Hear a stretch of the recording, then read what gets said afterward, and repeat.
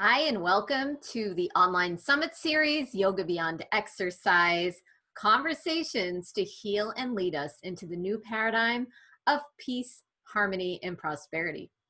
Today's guest is Marni Sclaroff. Marni is many things, including a yoga teacher, a dancer, an artist, a life coach, and a mom. Today, we will be talking about kind of the totality of what it means to be human and how we get to access that on a moment-to-moment basis. I hope you enjoyed this conversation as much as I really enjoyed having it. Hi, Marni, and welcome to the online summit series, Yoga Beyond Exercise. Thank you so much for joining us today. Thank you, Julie. I'm so happy to be here. So Marni and I know each other as a few of the guests through yoga and Buddhism, and we both have that background in our toolbox, so to speak. So I'd love to hear from you, Marni, what you're up to now and like what's happening. What's happening?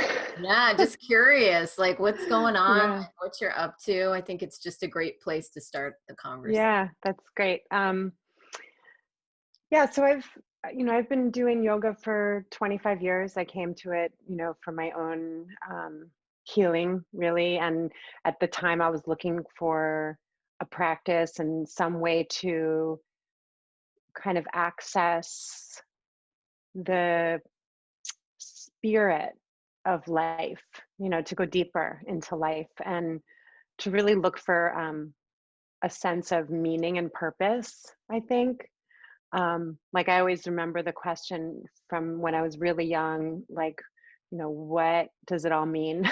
Why am I here? That was always a really big question for me. And so that brought me to yoga and Buddhism. And I studied all these different things over the past 25 years. And I also went to art school when I was younger. And so um, all of that has kind of brought me to where I am now, which is I'm a life coach and I teach yoga, and I'm really interested in helping people access their own authentic joy and what their life purpose is, which is not, in my understanding, it's not one thing. It's a evolving dynamic experience.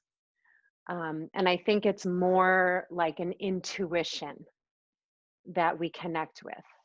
And so I work a lot with people in their bodies. I think I see the body as um, the direct experience of life. So I see that the body is really the truth teller. And so I work with people in their bodies and help them really learn how to listen to their own intuition, which in my understanding is always bringing us closer to life. And so my goal really is to fall in love with life more, and that's what I support people in doing. Wow, that sounds amazing. That's something I think is so important, especially on this subject matter of yoga beyond exercise. The healing and leading us into this new paradigm of connecting Hmm. deeply with the self and Hmm. accessing that purpose, because that's where the fulfillment comes in, right? Yes. Why am I here? So Hmm. how do we go about accessing that deep purpose and fulfillment? Yeah, I mean, I think it's a continual process and evolution. And in my understanding, the way that we connect to our purpose is we learn how to listen to our internal GPS system. So there is like a guidance system that we come into the world with. It's kind of like um, it's like a code, almost like there's a language that I think each one of us, our soul speaks to us in a specific language. And one of the clues, I think, to this soul language or the internal GPS is metaphor. like the symbols and metaphors and myths and stories are like doorways to that. And we can pay attention to the things that kind of do this to us. Like when we're out in the world or when we're talking to someone, or those of you who are listening right now, there are things that Julie will say or that I will say, and you can feel this kind of like there's a feeling in your body of like, yes, or it's like the things that before someone has to say them. That's a clue to your path and to your purpose. And so what I do is I listen. I learned to listen really well to people and to the world and to my life and to my own intuitions. And every time we listen deeply to the part of us that kind of like wakes up when we hear or see something, that is following the purpose. That's the purpose, is to follow that little voice that kind of wakes up, that perks up when we hear something that we know already. Does that make sense to you? It makes total sense to me. And I think it also goes, and this is, I think, a very important part of like what's happening in the world today, to listen to what doesn't feel good. Yeah, completely. Like if it isn't in alignment, like it's okay. Like we are these amazing, powerful creatures, Mm-hmm. and we have access to everything. But so many are listening to other people and allowing Yeah. that to determine Yeah. like who we are and how we feel. And it's Yeah. important to take that personal responsibility. And I think when you say listening, Yeah. Yeah. Yeah. Like what I hear you saying is you're talking about the difference between like the cultural stories and our own truth. And like there are cultural stories that aren't necessarily true for each individual. And our culture tells a lot of stories that are very much based on fear and power over dynamics. And each one of us, I think, does have a responsibility to uncover like what is our individual truth and authentic purpose. And it doesn't always line up with what the culture is wanting us to do, because the culture is there to kind of keep people in line and keep people together and keep people following the directions, right? But each one of us, as much as we are a part of the culture and we are connected to each other, we do have that responsibility to kind of uncover like what is it that my voice wants to say or needs to say. And often that deep authentic voice that's inside of each one of us has something really important to offer the culture, that if we don't offer it, the whole culture is going to suffer actually. And so this process of really learning to access our own authentic voice and our internal GPS is not only beneficial to us as individuals, but also to the group, because the group needs each one of us to participate, and not always in agreement with what the like dominant cultural story is at the time. So I think that's why I love working with individuals one-on-one, is because then we can really get into like what's your thing, like who are you and what do you have to say and what do you have to bring and how are you going to serve the greater whole. I think this is very powerful. And I hope that people listening can really hear what I think, that difference between the personal and the cultural, and making that distinction is very Yeah. important, but that uh, it has a direct effect on us. But Yeah. it's okay for us to stand in our own authenticity and truth, even if there's some adversity coming. It Yeah. feels like it coming at us. So how do you talk to people when they have that deep fear, about the adversity? Because speaking your truth, Yeah. that can be such an intense endeavor. Yeah. Yeah, well, I think there is a process that we kind of all have to go through as we mature and grow up, is that we start to understand that it's not our responsibility to control how other people see us, or even try to like manipulate it. Or like each one of us, I kind of think of us as like wildernesses. Like you are your own wilderness, I'm my own wilderness. You will never fully know yourself. I will never fully know myself. Like we are these infinite, wild creatures. And I think as large as the universe is, we're also like, that's inside of each one of us. And so to think that we can ever really know what is going on inside of another person is kind of insane, even though, we try and we attempt it. And there are certain universal things because we're all part of the same field of awareness. But when I think what starts to happen as we mature, hopefully, is we start to recognize the difference between um, my own voice and a voice that's coming from the outside in. And also, I release that need to try to control how other people are going to view me. And instead I focus on what I can offer, and trying to make my offering from a place of like just real authentic generosity, where there's no agenda for what I'm going to get back, or like I don't know how people are going to receive what I offer. And actually it's not like, why would I ever try to figure that out? Right.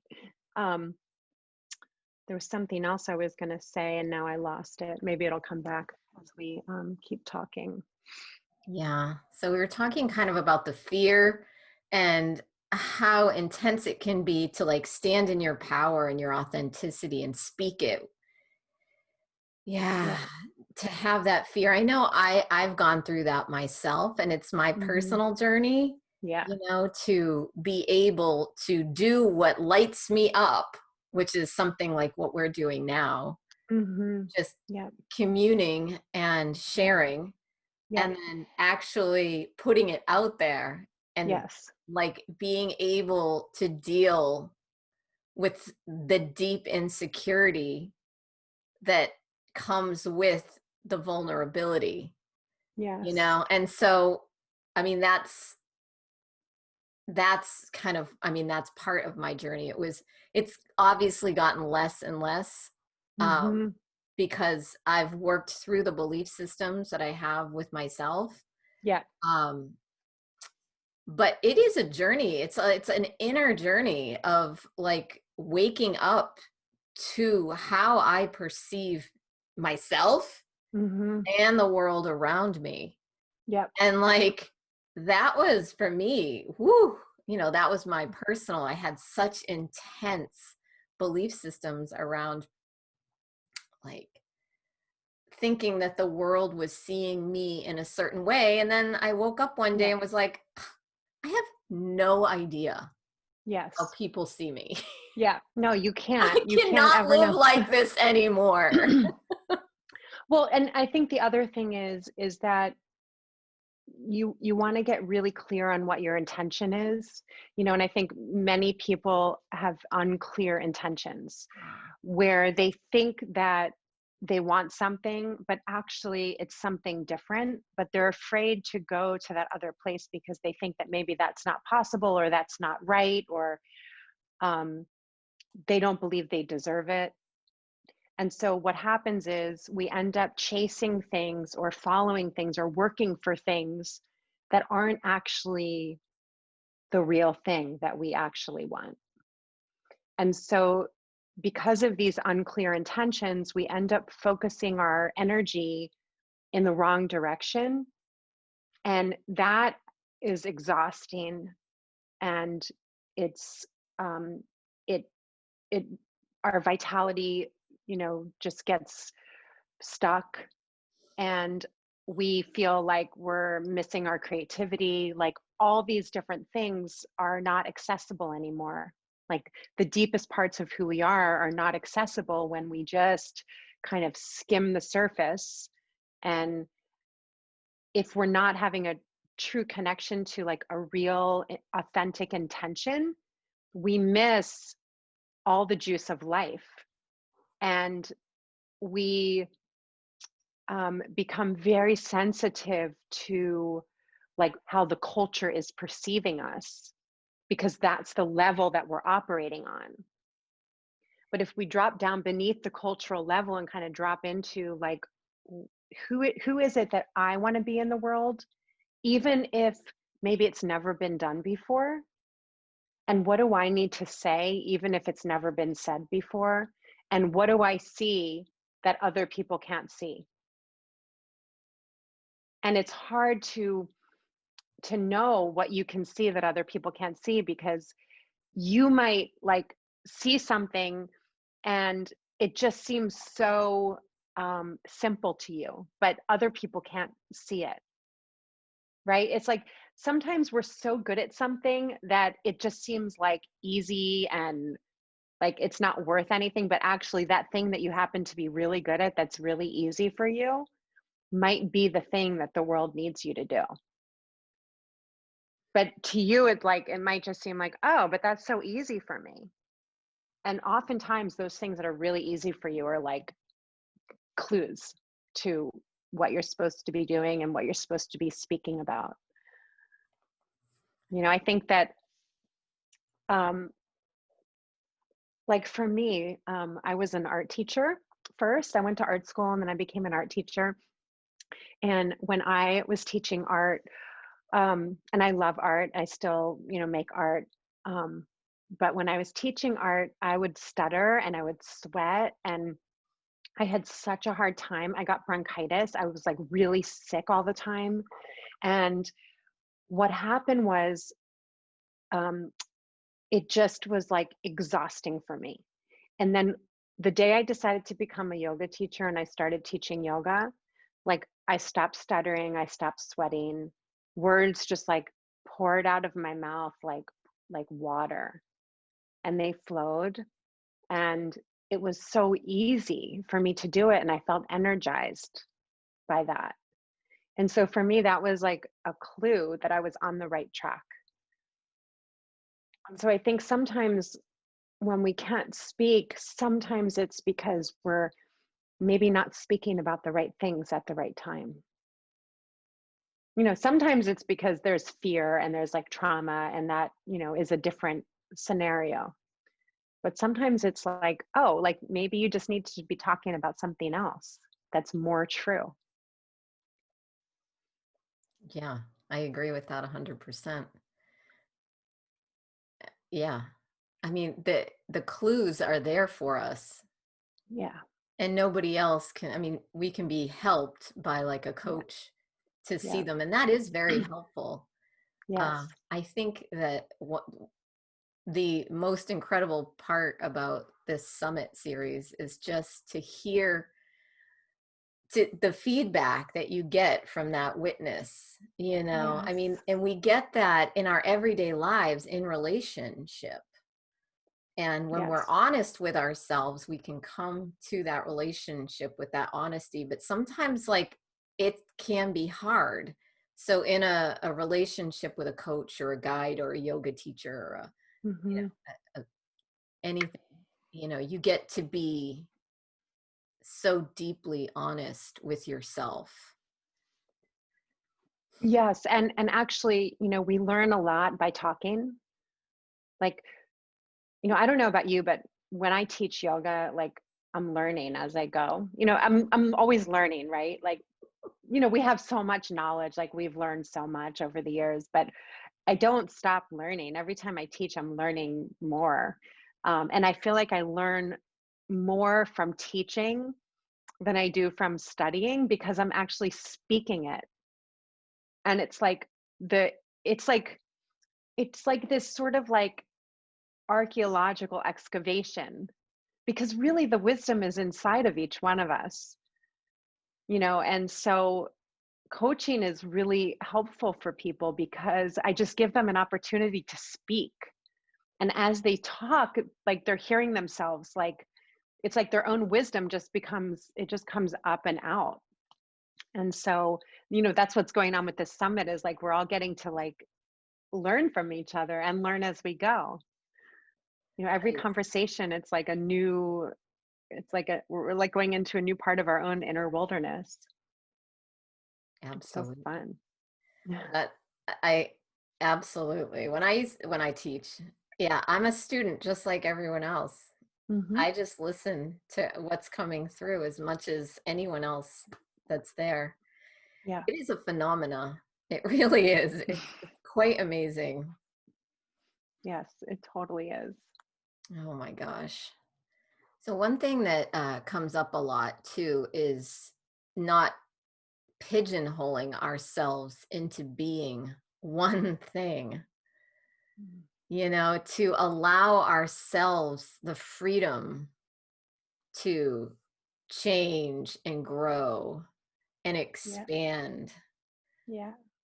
And I think that's an important part of being like these people, this thing called, humanness or Yeah. yeah. Yeah. I think about that a lot because I've gone through many different iterations. I've been on a spiritual path, and I've studied yoga, and yoga has been my like probably my sort of central anchor for me, because I grew up as a dancer. And so for me, like the body is kind of how I orient my spiritual practice. And uh, you know, I remember I had a yoga teacher that used to say, and this was back in the day, and they would say um, that you should have one teacher and you should stick with one teacher and one practice. And that's how yogis used to do it. And that's the way. And, I considered that for a long time, and I thought, okay, maybe that's true. And I maybe even believed it for a little bit of time. But then what kept happening is new teachers would come into my life, and I would like learn these new things, and it would open me up in a new way. And it felt so like liberating. And I felt like there were things that I could learn from a different teacher because they were just speaking it in a different way that I couldn't learn if I just stayed with the same teacher over and over and over again. And now when I think about like my evolution to where I am now, it's like I needed to have many different voices. I needed to go through lots of different evolutions. I needed to become um, kind of militant in a certain way at certain times, and then I needed to sort of like release that.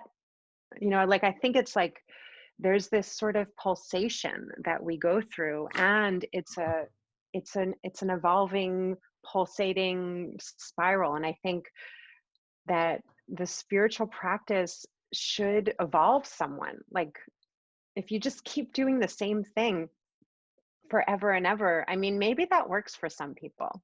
I mean, it might be like that's the way for some people, and I'm sure that it is. But for me, I've needed to go through lots of different iterations of the work that I do and how I work with people and how I practice, how I work with myself. After having my kids, everything changed. Like it was such a huge transformation becoming a mom, and finding a way to make the practice relevant to my life, as a mother, and where it wasn't about just me anymore or my own enlightenment. Now I had these two like other beings that I'm like, okay, like let's do it together now. And so, you know, and how do I help them to feel really like safe in the world and also continue to do my deep spiritual work? I think that Yeah, I totally agree. I think that we do need to keep shifting and be willing to do that. Yeah, I have somebody in my life right now who's stressing, you know, she's putting together a website and all this stuff, and I can see that it comes in little increments and then the big increments, you know, she Yeah. because from one day to another, she's like a totally different person and she's trying to quantify it. And I said, "Girl, you don't have to be anything. Yeah. Just put your name and, you know, Yeah. yourself, whatever you're up to in the moment out there because Yeah. it's amazing what she does." But it really hit me deeply because I knew that she wasn't an isolated case, that we do Mhm. this to ourselves because sometimes the culture is telling us, oh, we have to be, we have to do. And then, you know, we feel like we have to put ourselves kind of in a box. Mhm. And I feel like the new paradigm, which is what I talk about in the summit, is this release of like this need to be in a box where it's more about, you know, that deep connection to the self, which is the connection to source Mhm. and the very nature of what we are, you know, Yes. as these beings.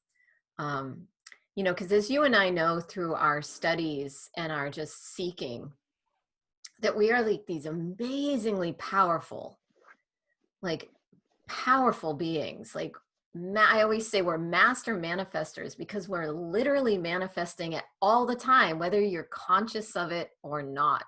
Yeah. So what you were saying about the intention is so important. Getting in Mhm. touch with like who you are and what are your beliefs and your values Yeah. and integrity, you know, that keeps coming up for me over and over. And to really look at Yeah. that it's transformative. Yeah. And one idea that's been really useful for me is to recognize that, no one can tell you what your integrity is. No one. Like no one else knows when you're in your own integrity.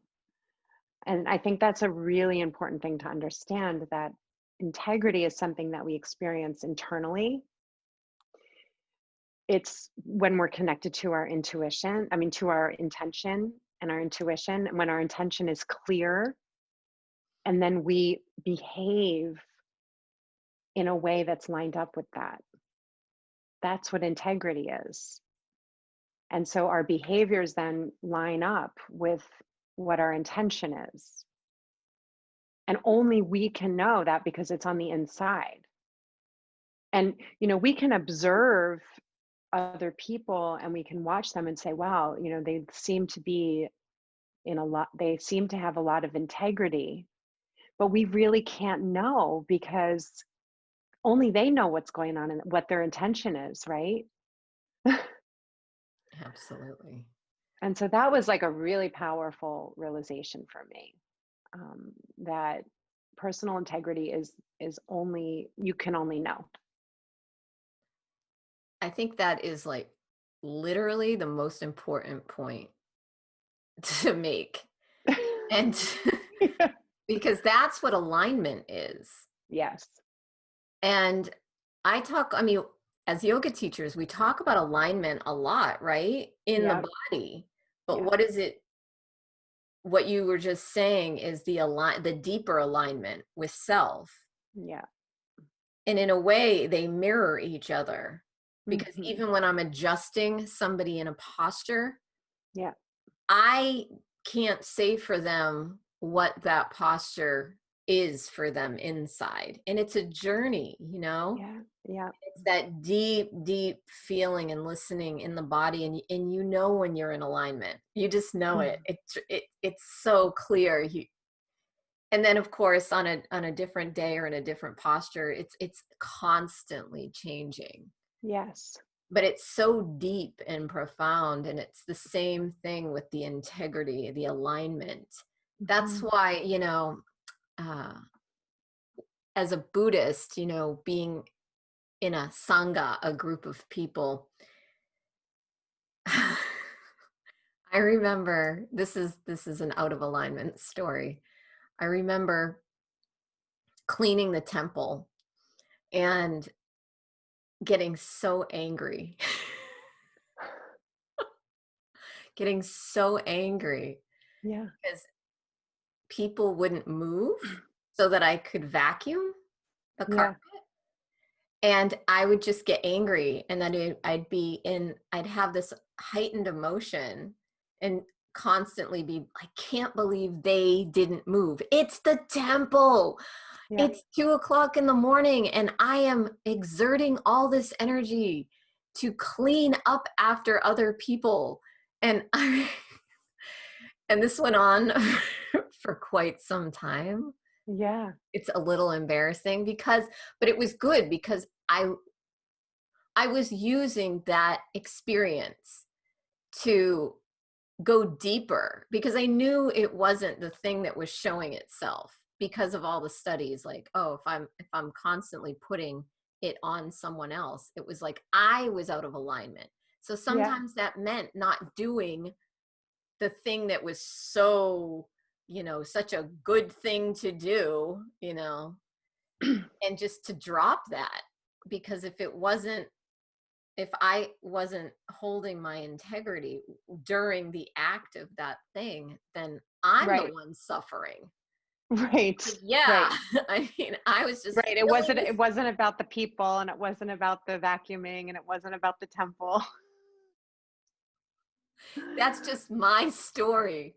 That's Right. just how it's going to look because I'm a spiritual seeker. So it's going to look like a temple and look like seva or be called seva. And, Yeah. there's going to be a bunch of meditators around. The anger, Yeah. that's still there. The story is going to shift. But I've learned so much about Yeah. myself because of the stuff that would come up. And it Yeah. seems insignificant. Oh, it's just vacuuming.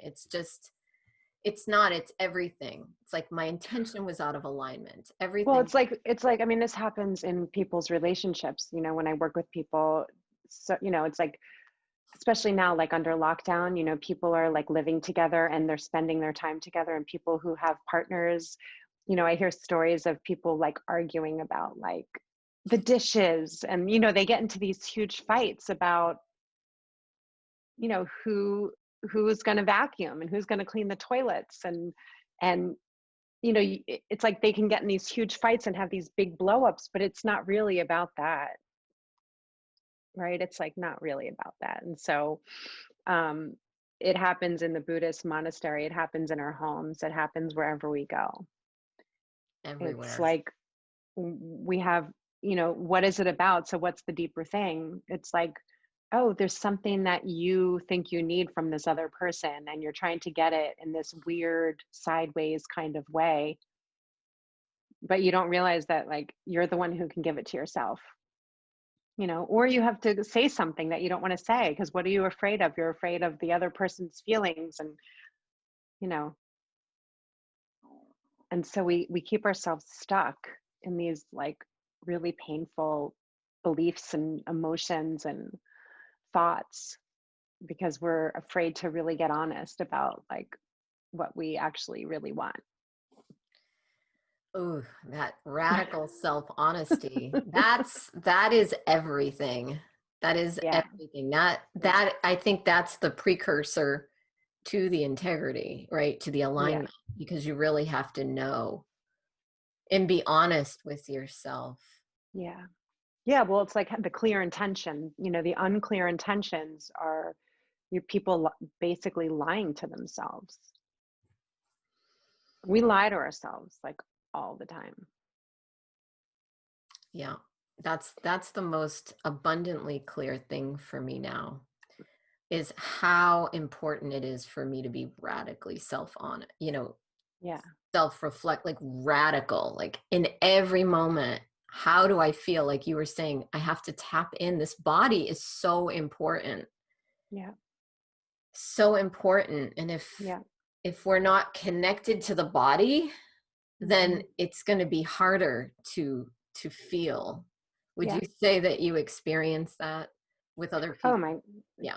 yes, yes. Like part of the work that I do when people come to me, if they, don't already have some kind of movement practice, is just teaching them like how to feel their body.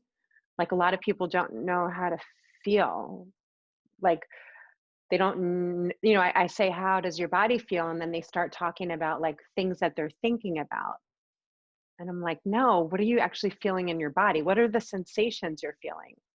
And then often what they'll do is they'll start on the outside, right? So they start with like, oh, I feel some tension in my shoulders. But I'm like, what about like in your gut? What's going on in your heart? So first they start with like things that they're thinking.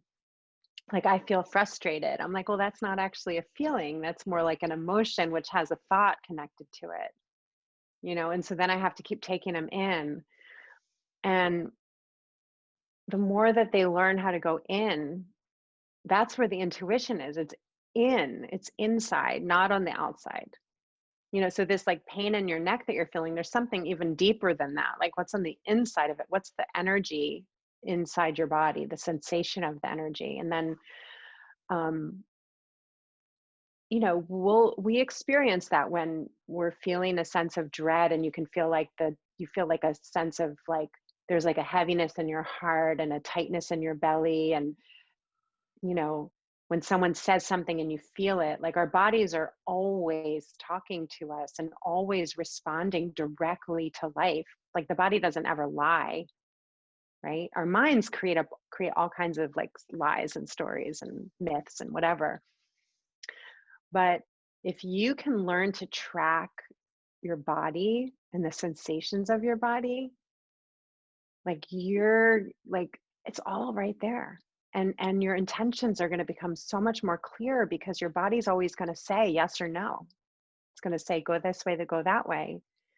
And the more you listen to that, the more you know what's really true. And the more you follow the truth, the more you have energy to behave in the way that's lined up with that, because your body's going to be like, it's going to send you really clear signals. And the more that you listen to it, the more clear the signals are going to be.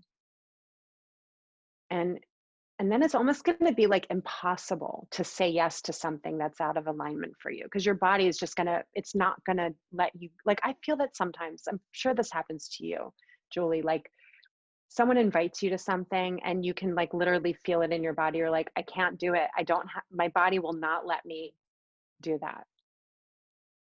Oh yeah. I was born that way.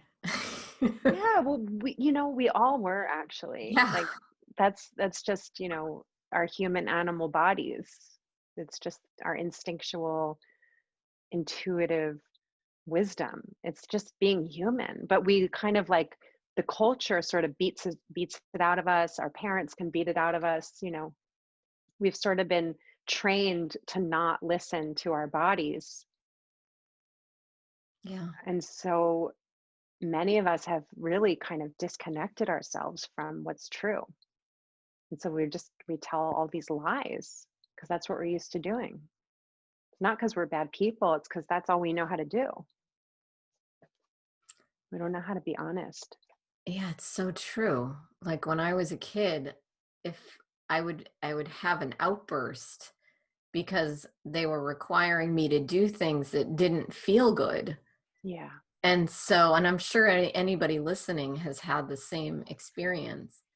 And then over time, you have to compromise, right? Yes. As you get older. Well, in order for me to have this thing, I have to do that thing.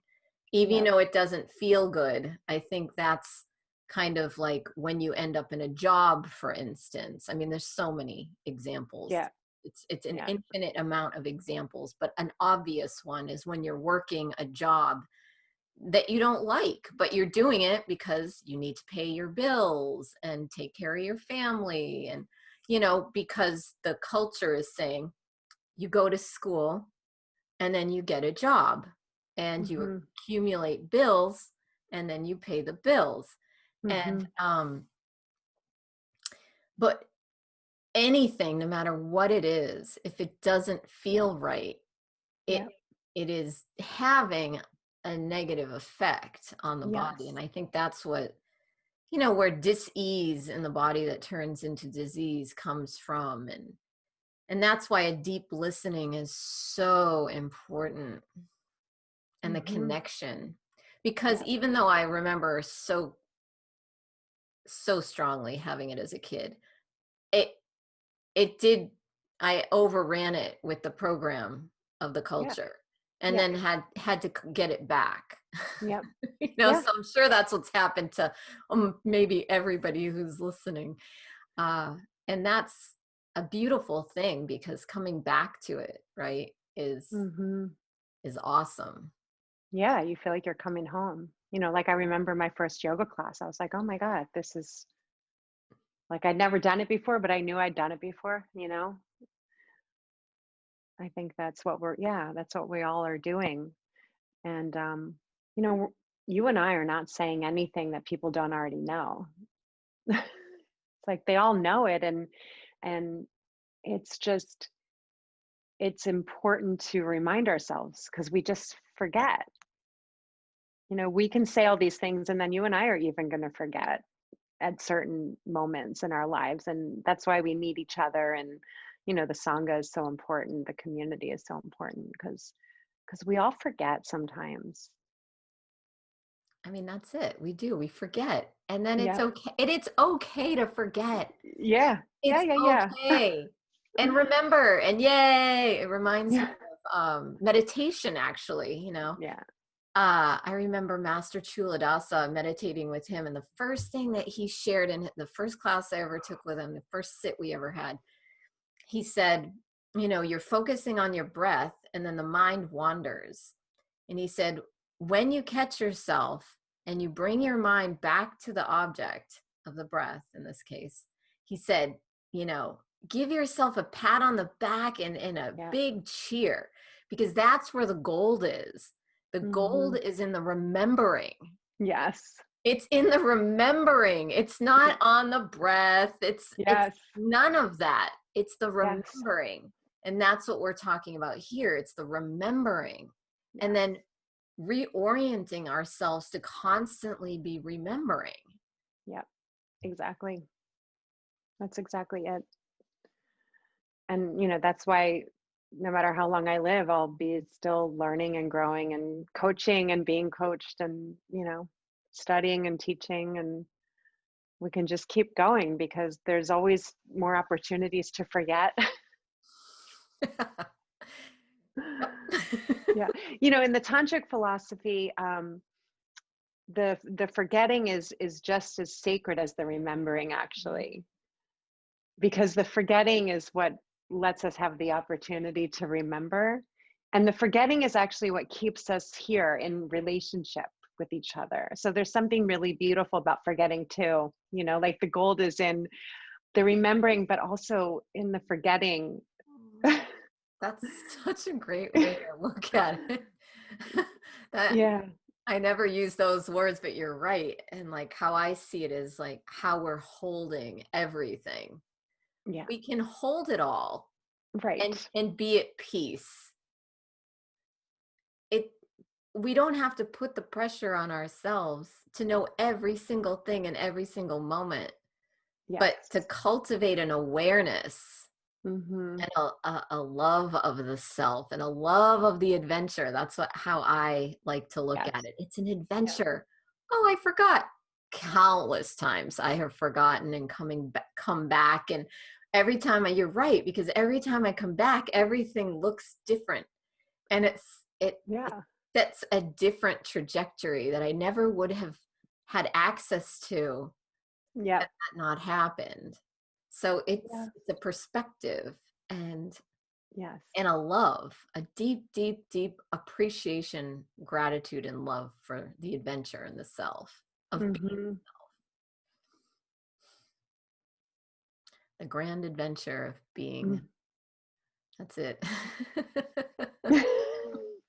Yeah, I mean that's all we need to say, right? That's perfect. It is. The grand adventure of being. That's the inspiration part. as you said, these conversations, this is not new information. It's No. everybody has the information within. That's why they will recognize it. And Yep. if and either cheering it on or be completely triggered by it. But the trigger is also the gold, right? That's the same thing. It's all the gold. It's Completely. that's the pointer.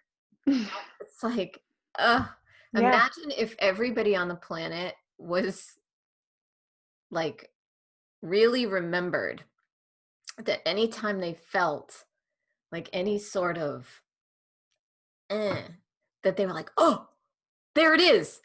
Yep. Like, woohoo! Yeah. Like, what is that? Oh my gosh. Yep. So it is pointing at something inside Yeah. of themselves. And it's just showing us who we all are, all the different facets of who we are. We're not one-dimensional creatures. We're not even three-dimensional. We're so much bigger than that. And um, I think that we can learn to love ourselves from, when we get triggered or someone triggers something in us or someone is doing something and we feel like I recently, and I don't remember what it had to do with, it was probably, I don't remember, but I felt like disgust, like, which I haven't felt that in a long time, but like I was like disgusted by something, and it was like something somebody said or did, and it probably was part of the whole political thing. I don't remember what it was, but um I remember feeling that, and then sitting with myself and looking in and being like, oh, like there's something that I don't want to look at that's inside of me too. And it I invited a lot of compassion forward for myself in that moment. And um I looked at myself and I saw like, wow, okay, I have, this is like me being a messy human being, is that there's all of this inside of me too. Like everything that's out there is also inside of us, and we just get to decide like what parts of us we want to focus on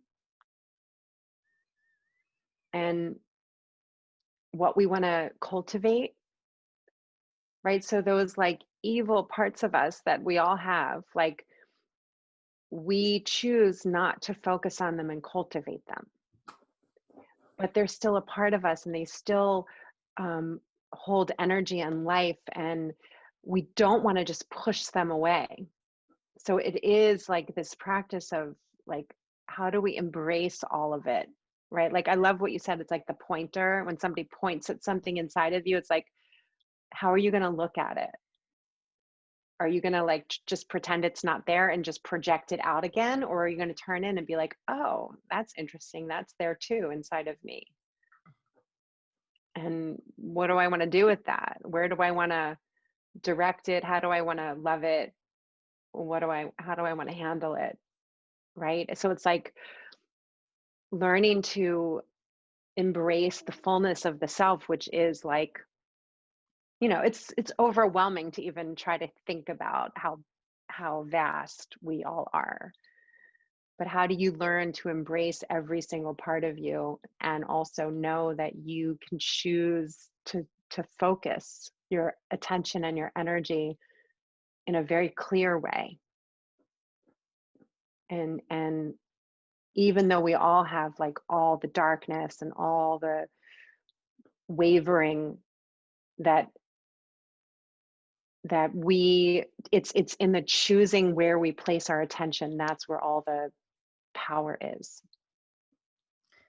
That is a very good point, especially with what's going on right now with the political stuff and everything, because it's so easy to justify it. I'm using this as a mere example, but it's Yeah. easy to justify, right? Oh, this Yes. person did that. You don't even know that person. You're just getting bits of information from like a third party, a fourth party. Information is being served, and then we are having visceral feelings, reactions. Yeah. And it seems normal to point a finger and to say Yeah. that person, but Yeah. we don't know that person. Yeah. The only person we'll ever know is ourselves Yeah. to some extent. So Yeah. that is again a mere pointer, a Yeah. mere pointer. Everything is a pointer to ourselves. And Yeah. that is a very important point to make. I'm really happy we're making this Mhm. because otherwise it just starts being, pardon my expression, but shit on shit on shit on shit. I think there's the old saying, I can't remember the old saying, but I had it for a split second. It's old. Forget about It was a good one. I love sayings. old sayings. Yeah, me too. But yeah, because that's what we do when we're not self-reflecting. We're Yeah. we're just doing the very same thing that we're seeing in the world because that's why we're seeing it. Yeah. On the simplest level, you can see how you feel justified to say this person is a piece of shit because he's acting like a piece of shit. I'm using vulgar language, so I apologize, but you know, that's not helpful to your life. It's like Well, when you that have the person's thought, not affected by it. well, right, because when you have that thought, you're the one having the thought, and you're the one who's holding that energy in your own body and your own being, and that's where your focus is. And that's where your focus is. So what are you And so, focusing on? right, and so like meditation is so, I think, so incredibly useful because it teaches us that we actually can choose what we want to think, and how we want to focus our mind and how we want to focus our attention. Whereas, you know, when I wasn't able to meditate, I was sort of a victim of my own mind and my own attention. Like I didn't understand the liberation that comes with recognizing that we have a choice of what we're going to focus on. And that what we focus on has a huge impact on our own lives and of the lives of the people around us, and actually how we perceive the world. Like what we focus on is what we're going to see. And so um, people don't realize, I think, in every moment, like we have a choice of like, what are we going to focus on? And I think meditation is so useful for that. It starts to teach us like how powerful we are, that we have that choice. Like we're so, like that's what to me liberation is. When we talk about enlightenment and liberation, is that we realize that we have a choice of what we can focus on, that no one else can tell us like what we have to focus on. We get to choose. Yeah. Certain, you can say you're watching TV. The TV, whatever's in that box or computer, is going to tell you what to focus on. It's giving you something to focus on. But if it's causing, you to feel a certain way, then that's the work that it's showing you to do in Mm, yourself. And mm-hmm, so, but to know that you have that choice of what you want to focus on. So if mm-hmm. it's causing controversy, then what is a remedy? Turn the dang thing off. Yeah, yeah, So to bring it back to that point, I think it's important that we understand, as you were saying, that where we focus our energy is how we're actually creating our realities. It has to do with thought and emotion and focus. And even with this summit, I think that's what's becoming uncovered, is a lot about emotion and about focused attention and awareness mm, of the mm-hmm, self. mm-hmm. It's always coming back to me, I can't decide for you. Yeah, that's true. That's it. Well, thank you, Marni, for showing up and being a part of this summit series. I really, really appreciate you. Oh, thanks, Julie. I appreciate you. This was so fun. Thanks for having me.